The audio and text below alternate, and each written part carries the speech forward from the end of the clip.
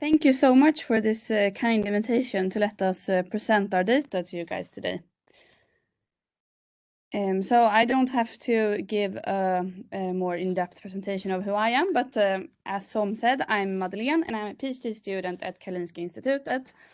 And the study we're going to present to you today is from a paper that we jointly published with the Olveus group that is called T-cells targeted to TdT kill leukemic lymphoblasts while sparing normal lymphocytes. And this is a project that has been driven by the Olveus group, shown here, with Ali Mohammed and Irene Giannakopoulou as the first authors, and Johan Olveus as the corresponding authors. And then I would also like to highlight the people from my lab that has done a lot of work with this paper, and it's Stina Wirding-Culleton and Petter Woll and Professor Sven-Erik Jacobsen, and then myself. So if we dig into the presentation, patients with B and T acute lymphoblastic leukemia have a large unmet medical need, and ALL is the most common cancer in children, but it also affects adults, and as the patient gets older, the prognosis also worsens. Treatment towards ALL is very intense, and one of the most common curative options is the stem cell transplantations. And the older you get when you get the diagnosis, it's harder to find other curable treatment options.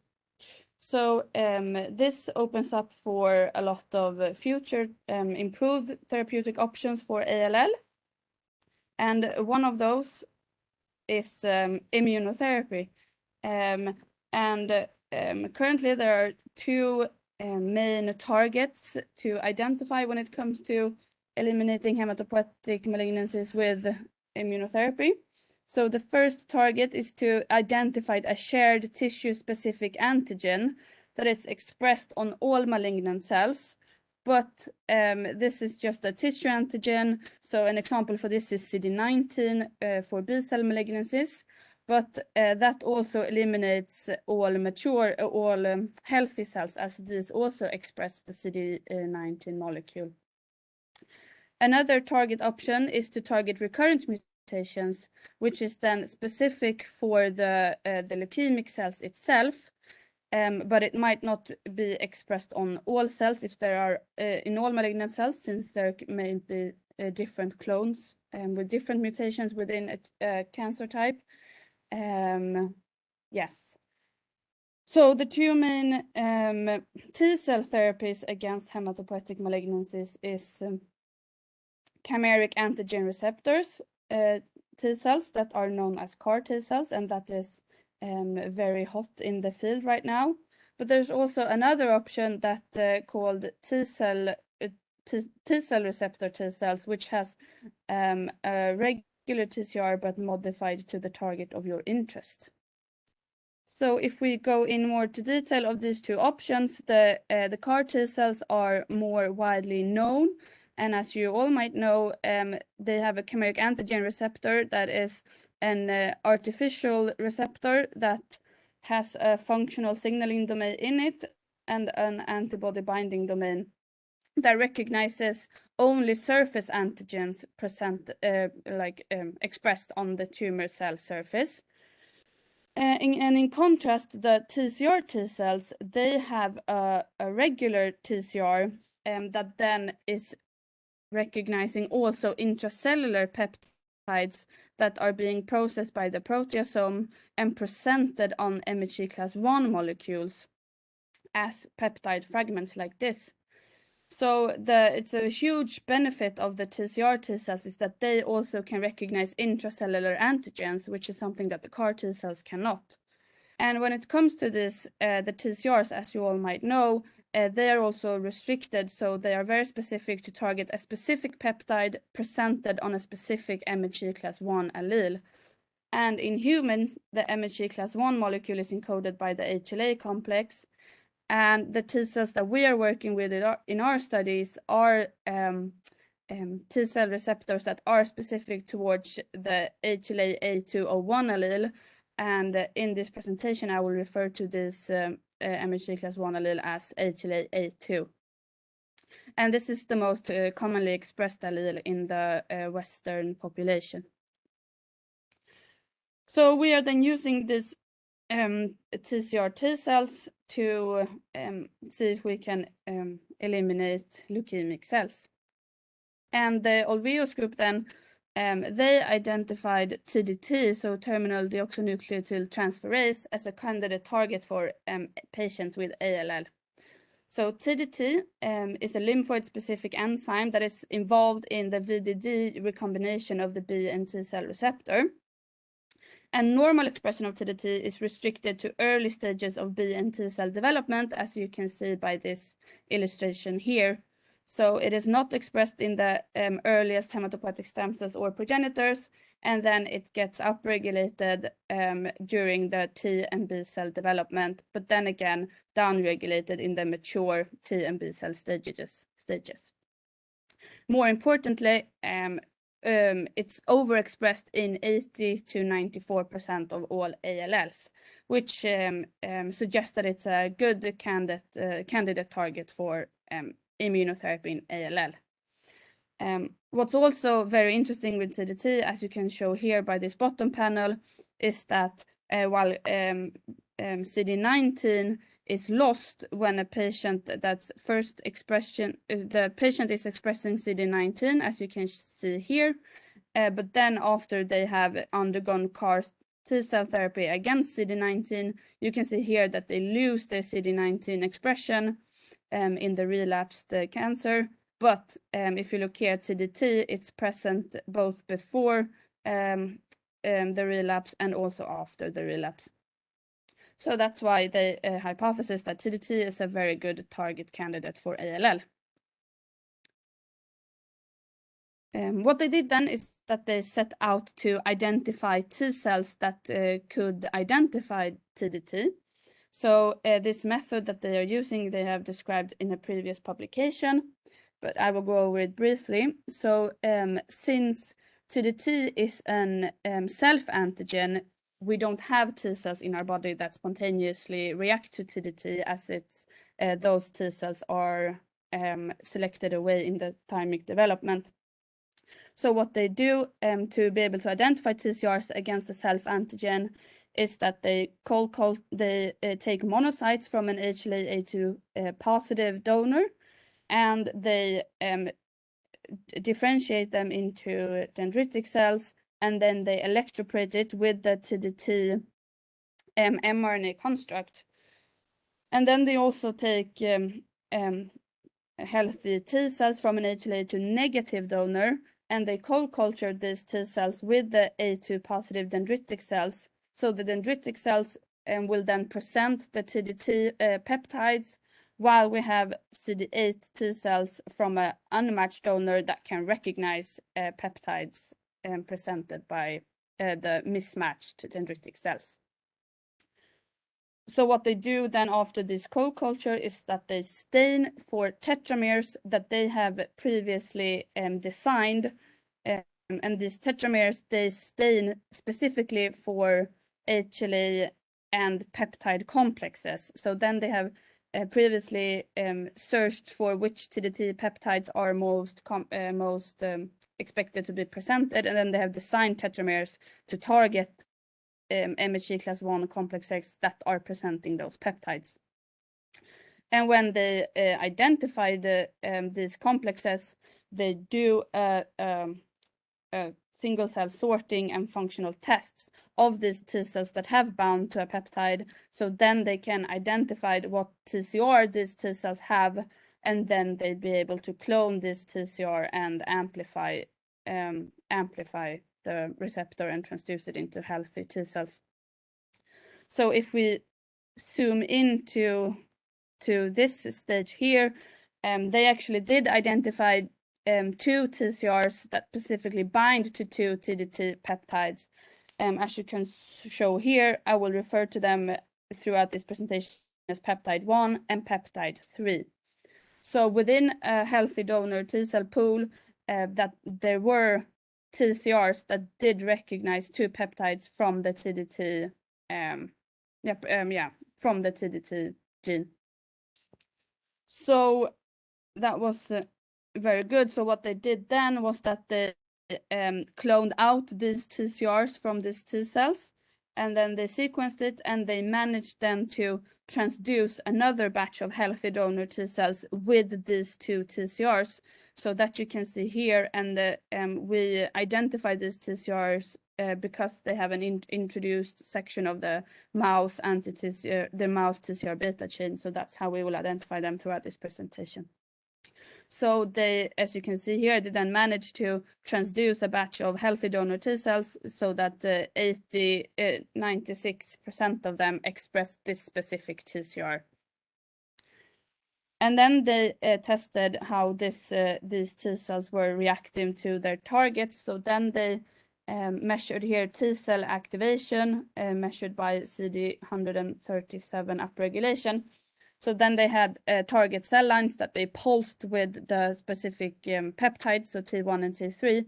And you can see there that they had T cell activation when the peptide concentration was increased. So that was very good. They saw that the TCRs that they managed to identify were activated by their targets. And what's shown here to the right is that they are also very specific towards their HLA-A2 target. So here's the same, almost the same graphic again, but the scale is the other way around. But as you can see here, you have T cell activation when the target cells are A2 positive, but indicated by the squares. When you have HLA-A2 negative target cells, you don't get any T cell activation at all.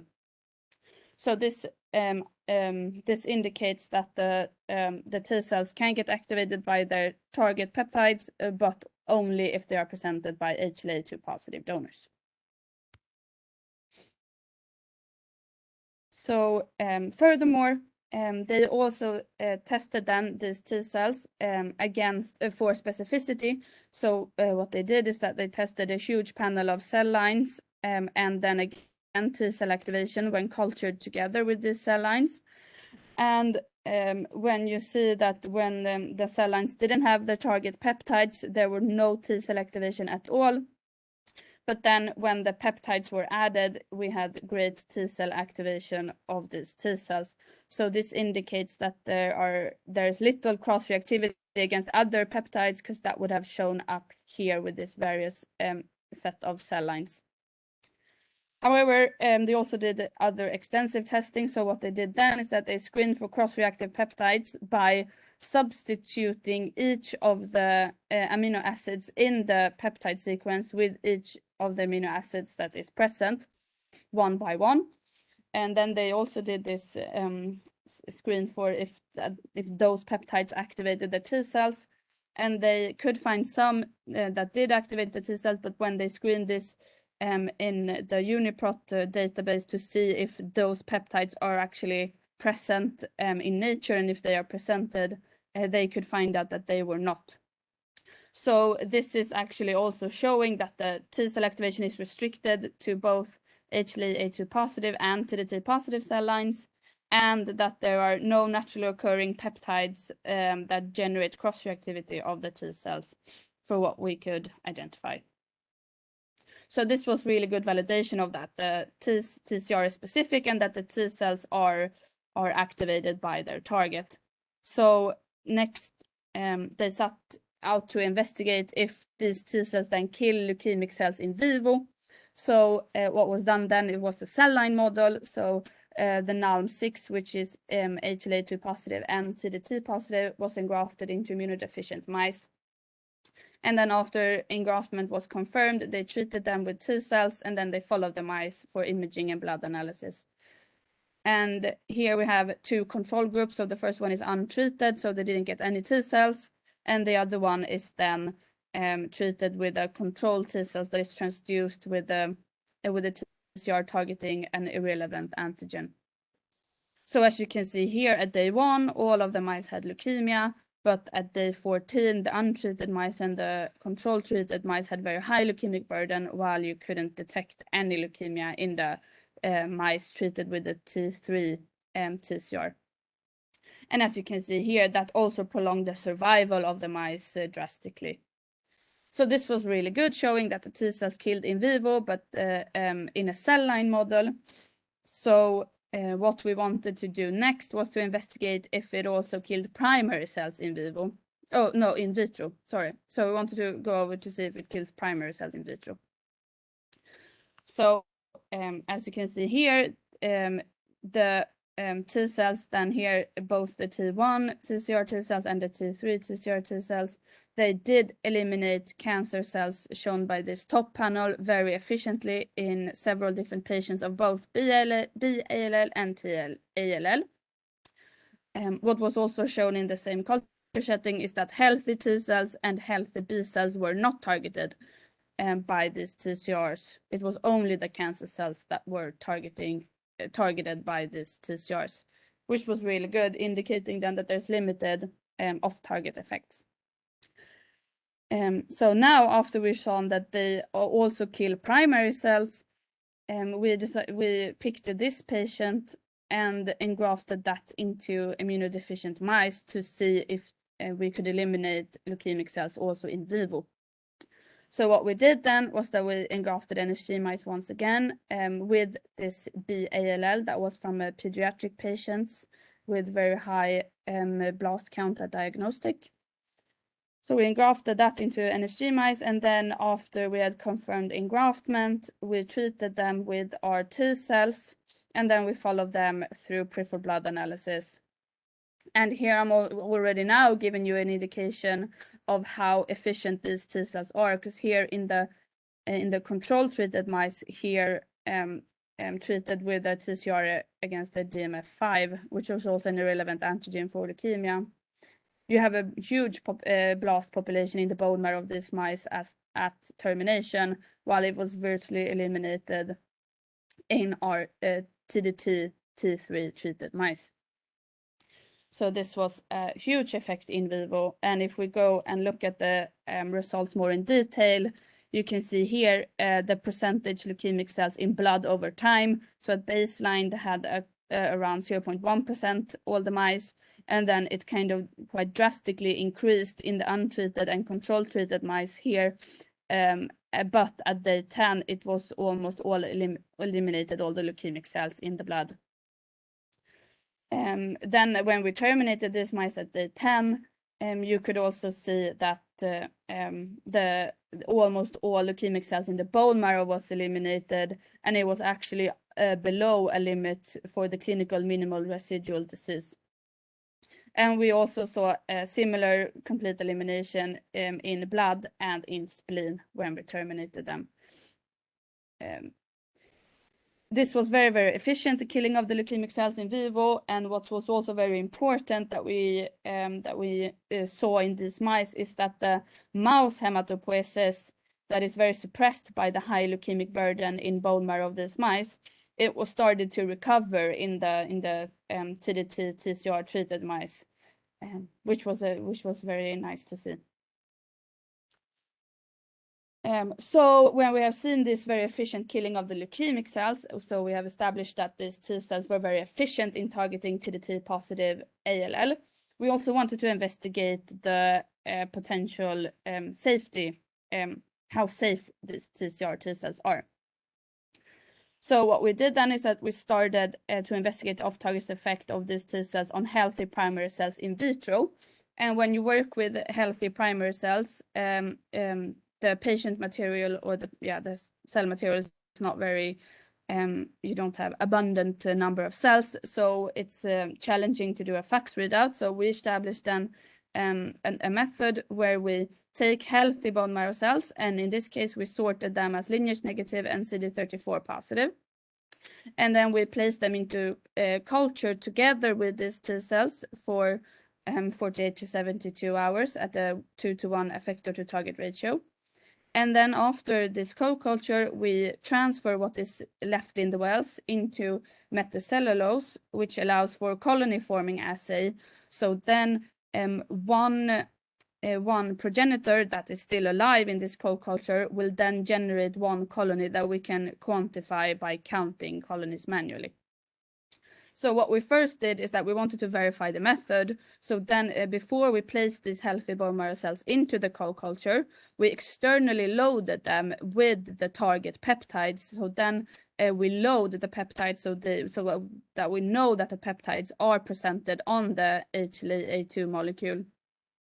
So that is kind of to verify that if the peptide is presented, the target cells are killed.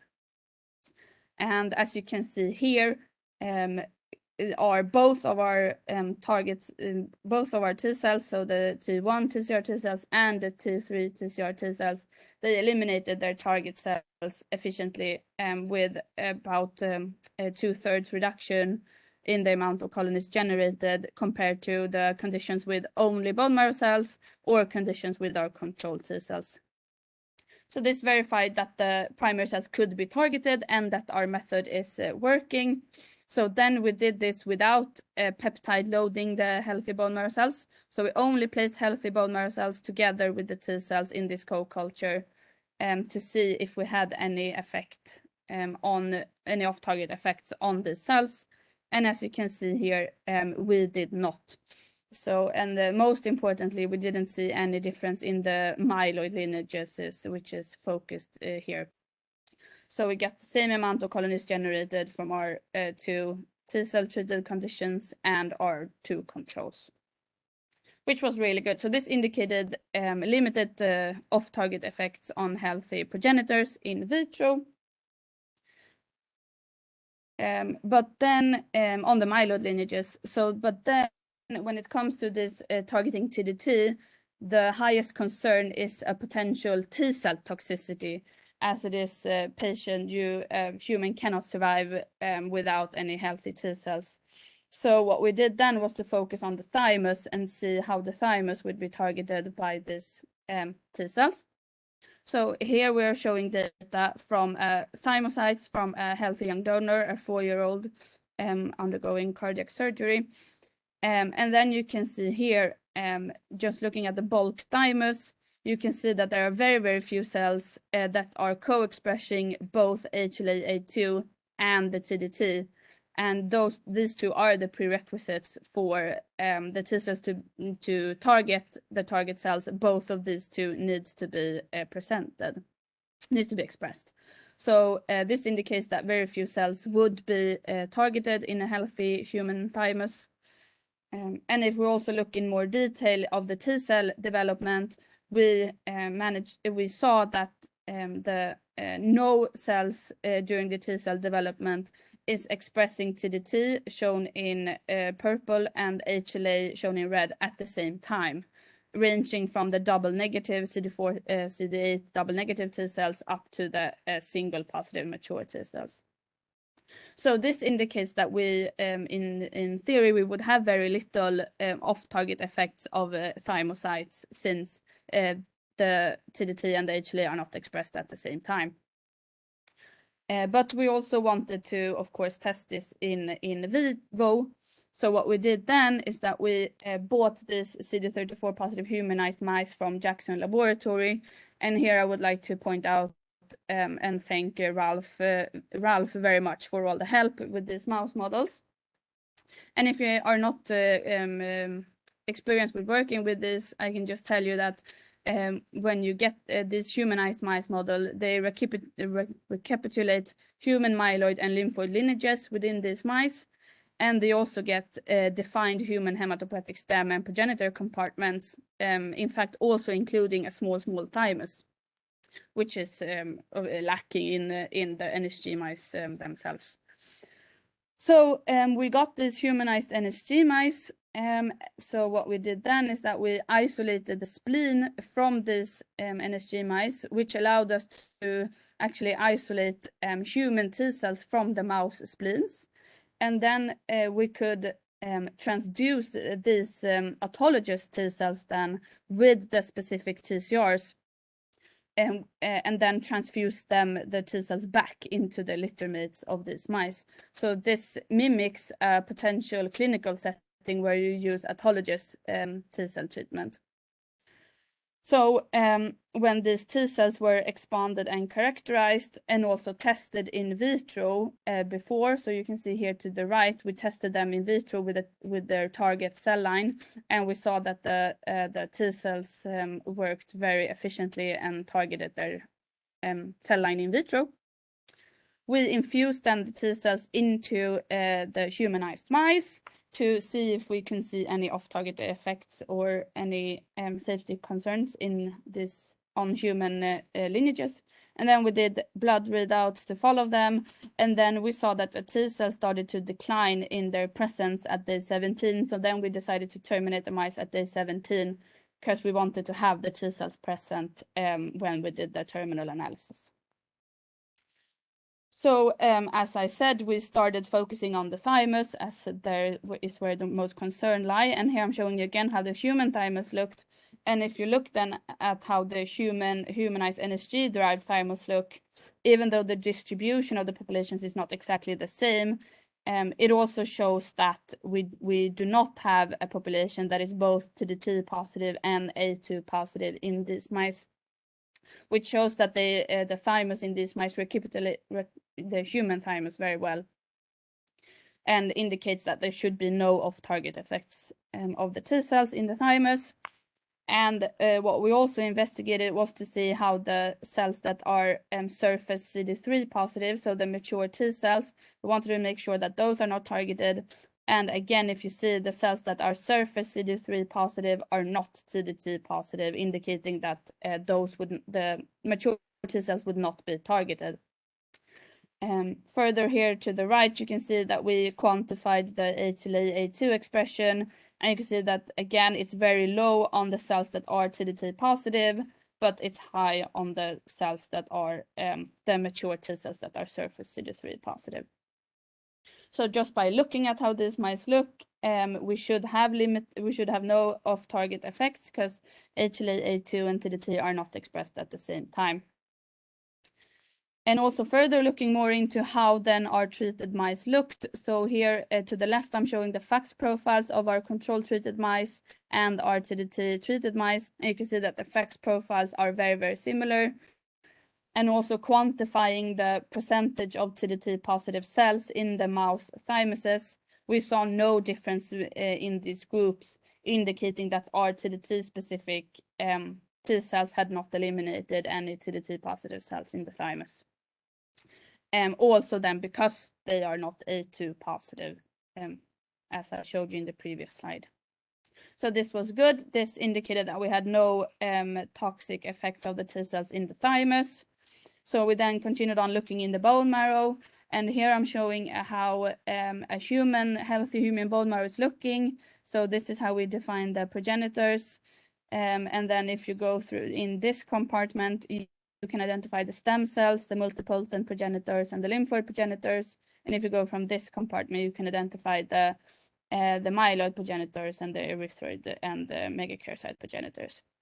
And if we again look into the bone marrow of our human NSG mice, you can see in both of our treatment groups that they mimic the human bone marrow very well. So we have all of the stem cell compartment looking as the human stem cell compartment look, and also the progenitors looking as the normal human progenitors look. And if we then go to the quantification of the amount of cells, so here you can see that the stem cells, the multipotent progenitors, the lymphoid progenitors, and the myeloid progenitors, there's no difference in the amount of cells in our two treatment groups, which also indicates that our T3 TCR T cells mice, we didn't have an off-target effect of the human bone marrow cells in these mice. Furthermore, we also looked in the blood, bone marrow, and spleen of these mice just to look how the total human hematopoiesis looked in these mice. And as you can see here to the left, over time, we didn't see any elimination of total human cells in the blood. And this was also not seen in bone marrow, spleen, or thymus in any of our treated mice. So we then concluded that the human hematopoiesis is not altered in any way in our TdT T3 treated mice. And also, importantly, we looked at within the human compartment, we looked at how the different lineages were present. And here to the left, you can again see in blood, and we saw that there was no difference in the lineage distribution between our two treatment groups over time. And then again in bone marrow, spleen, and thymus at the termination, we didn't see any difference between our two treatment groups in the lineage distribution. So then we concluded that our the human lineage distribution remains unchanged in the TdT T3 treated mice. So all of this data taken together shows that we have we have not been able to identify any off-target effects of these TdT T3 T cells. So thinking ahead now, when we have this great results showing very efficient elimination of leukemic cells and also sparing of normal lymphocytes, we are planning for a clinical study for patients with ALL. So the target group is refractory relapsed TLL and the BALL, with patients ranging from 1 to 45 years old. And the recruitment will be in the Nordic network for oncology and hematology. And so how the scheme is done for this clinical trial is that patients will be identified, and then these patients will we will isolate T cells from the patient itself, and then take these T cells and transduce them with the TdT TCR T cell and expand them ex vivo, and then when they have expanded and are ready, they will be fused back into the patient. So it's an autologous setting, also minimizing off-target effect with any graft versus host disease, since it's autologous T cells. And I just wanted to point out that I am not involved in this this patient study, so this is driven by the Oslo University Hospital by these people. So our hope is then that also the people with the small prognosis with ALL will have other therapeutic options than only a stem cell transplantation. So before I go to my last slide, I just wanted to acknowledge everyone involved in this project. And it's a very, very collaborative project. And it's, as I said in the beginning, it's mainly driven by the Olveus group with Irene and Ali, who has been working on this project for several years, together with, and of course, Johanna. But then I also want to acknowledge my group, led by Peter Woll and Sneek Jacobsen, where it's me together with Stina Wirding-Culleton, which has done most of the work here in our group. And again, I would like to point out that none of this data would have been as good if we haven't gotten the very nice help from Jackson and Ralph in particularly. So just to sum up, what I've been telling you today is that T cells targeted to TdT, they kill leukemic lymphoblasts while sparing normal lymphocytes.